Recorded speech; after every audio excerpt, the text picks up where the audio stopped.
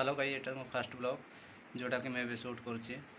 Time हम 10टा अधे पखापाखि।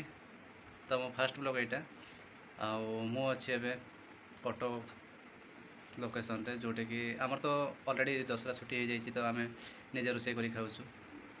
तो मु रेवेन्सा कैंपस अच्छी जोटे मु पीजी कोर्स करुच्ची। मुझे केमती रोषे करुच्ची जेहेतु दसरा छुट्टी अच्छी ना आम बंद अच्छी। तो मुझे रोषे करुच्ची आपको देखूँ। चलो, यहाँ अच्छे इलेक्ट्रिक केटल, ये लाइट जल यहाँ ऑन करने अच्छे। तो लाइट जली मैंने तुम चलती रनिंग अच्छी। यहाँ अच्छी भात, तो ये अच्छी करेन्ट कनेक्शन दे।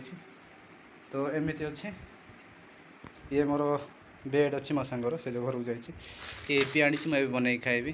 तो आज इंटरनेटा सब बंद अच्छी, आज खोलिए बोली कहते। यहाँ अच्छी बेड।